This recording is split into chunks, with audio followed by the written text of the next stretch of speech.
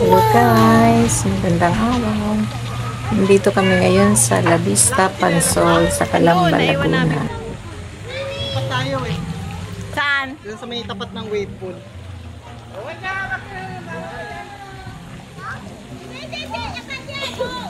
Talia, doon na tayo sa kabila. Malaki guys yung resort na to.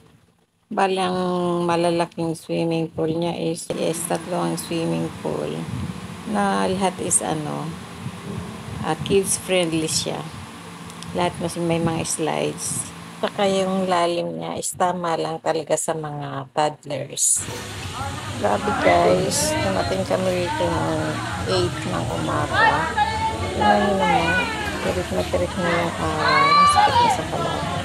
Alas 8 pa lang ng umaga yun ha. Dito naman sa pool na to, dahil nga maganda yung kanyang mga slides, may mga siya, sabi yung mga cartoon characters pa. Dito nag-enjoy most yung mga bata.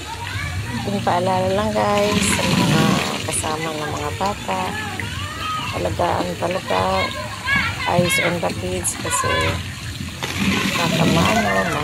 malunod, panay selfie, hindi mo na nakikita yung anak mo, nadulas na pala, nabagot na pala, hindi na responsibilidad ng ng resort.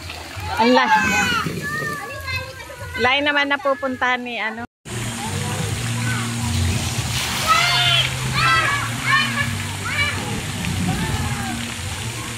Ay, Atalia dito, Elijah. Ang layo naman.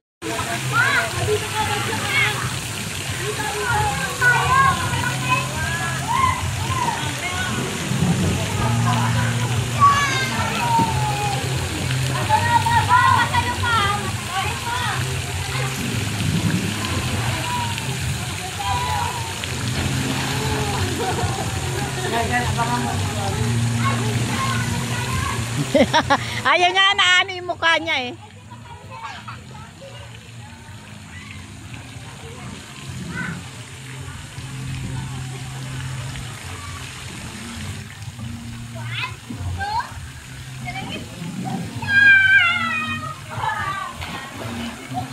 Nagsawa na sila sa mga slides.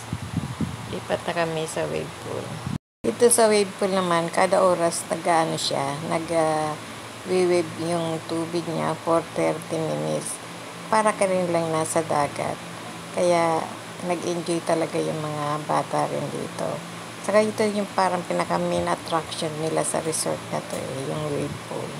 Ito naman sa pool na to, may slides din siya, pero medyo malamig yung tubig niya rito. Hindi ako masyado nag-swimming guys, kasi nga maaga pa is matindi ng init. Kahit na 5 patong pa ang sunblock mo, for sure masusunog pa rin ang balat mo. Guys, this is highly recommended resort kasi budget friendly siya.